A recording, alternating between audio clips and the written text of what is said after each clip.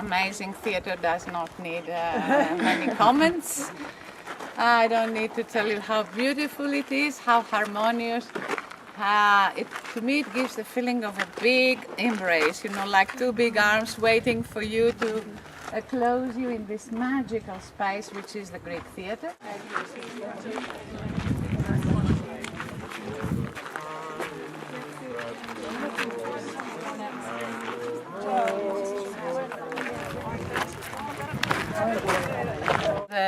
We've been using it again since the 50s. They started using it initially for drama and opera. Maria Callas sang here too. But very soon the archaeologists decided that it was dangerous for the theater to have an orchestra, a whole band play here. So now it's only drama. The actors, of course, need no microphones or any other equipment. You will see for yourselves, we are lucky enough on our own, that the voice at this level, how I'm speaking now, can be perfectly heard all over the theater.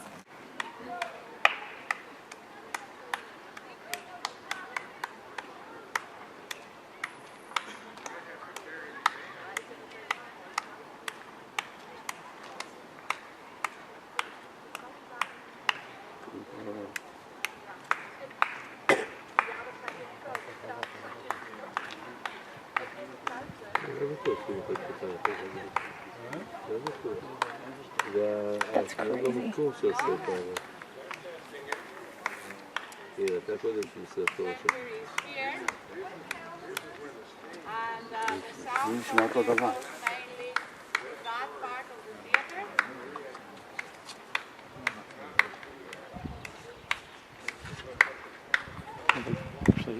Greek.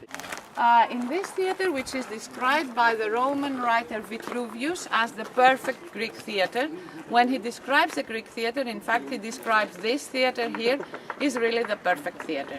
It was built in the end of the 4th century, some say in the beginning of the 3rd BC, the lower part at least, and then the upper diazoma, the upper tiers, were added in the 2nd century BC, giving a total capacity to the theater of 15,000 spectators. The theater consists of 3 different spaces that we can clearly see here, because fortunately for us and for this theater, this was not touched by the Romans. The Romans always altered, modified the aspect of a theater in order to make it more convenient, let us say, to the kind of performances they would give in the theater, which would be like mini sea battles. They would build a wall around the orchestra, fill it with water, and like they did in Rome, in Piazza Navona, they would organize sea battles with mini ships. We never had lions and wild beasts here, fortunately. But they would, organize other kind of performances and spectacles, not the classical repertory of tragedies and comedies that we know from Antiquity. Fortunately, this theater was left intact, so it is maybe the only theater where we can still see the sacred round orchestra. And why is it sacred? Because everything started from there. It was the place, the dancing hall, let us say, the dancing area where initially the followers, the worshippers of Dionysus sang and danced around his altar, where that gentleman is standing now. You will see a circular stone, that is the base of the thymeli, the ancient base of the altar around which they danced and sang initially. Way up in the sky, the little birds fly, while down in the nest, the little birds rest. With the wing on the left and a wing on the right, the little birds sleep all through the night. They're sleeping! The bright sun comes up, the dew falls away. Good morning, the little birds say.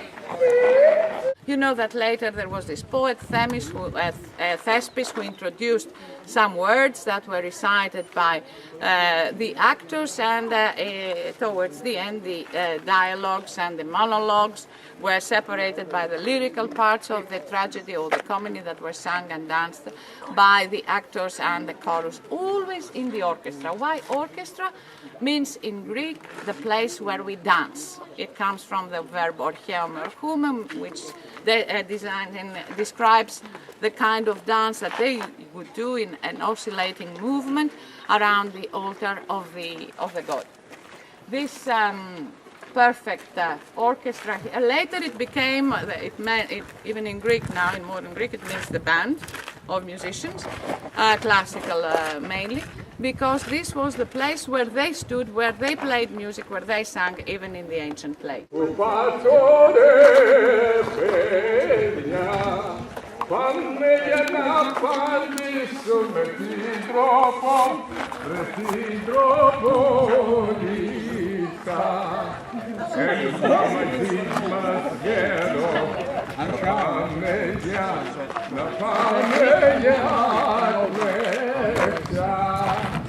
Δεν μπορώ παιδιά μου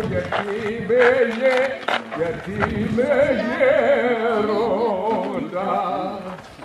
Πέρασε από τη Σάνη και από τα πρόβατα. Πάρετε ο γιο μου το πιο μικρότερο. Έχει μαγού ποδάρια και περδικά σφαίρα. Ξέρετε μόνο πάτια και όλους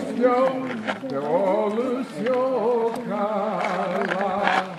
Έτσι θα πάτε καλύτερα στην τροπολίτσα. Around it,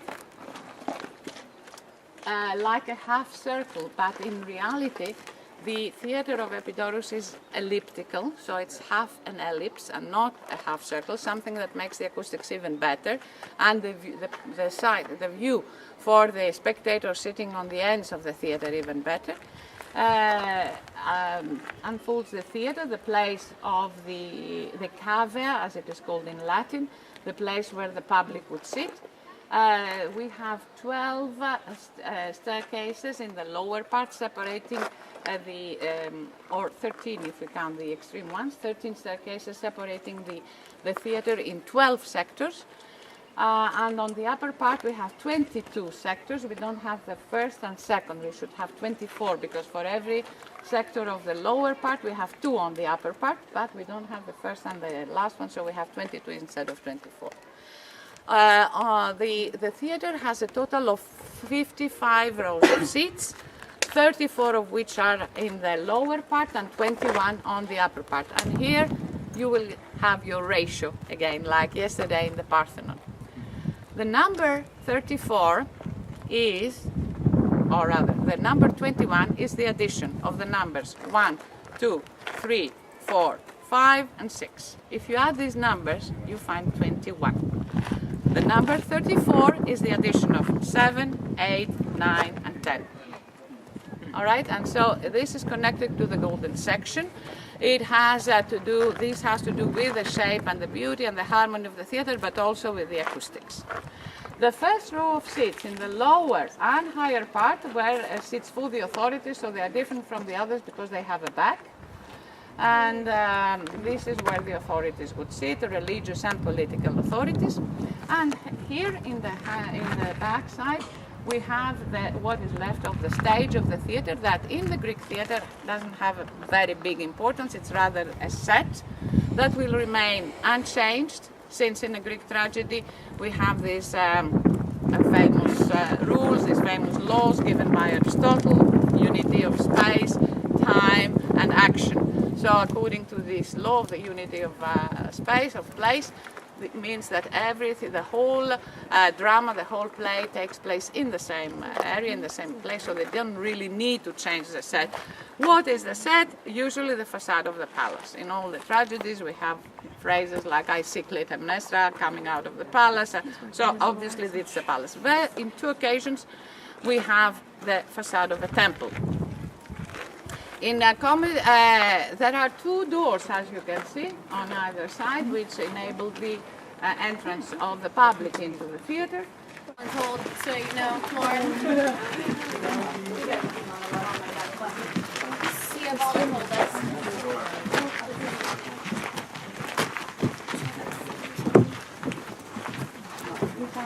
Here, I don't before a convention known to the public in Antiquity, those who came from the right door would be those who would come from the port, while those who came through the left door would be the persons coming from the countryside or from another city.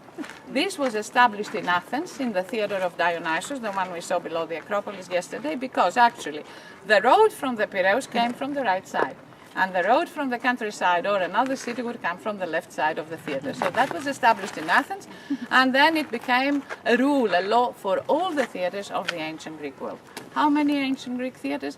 We estimate that at least 190 theatres must have been built in Antiquity. All over, wherever Greeks went, wherever they lived, they had to build a theatre. It was part of their religious and social life. Although they knew the story when they went to watch a play, that didn't reduce the pleasure they felt, to see how each playwright, each poet presented the story they already knew. Like when you go to the opera, it doesn't mean that it's boring because you already know the story. And also, the famous comedies make them and make us laugh until today. People come and watch these, tragedies or comedies with a lot of enthusiasm.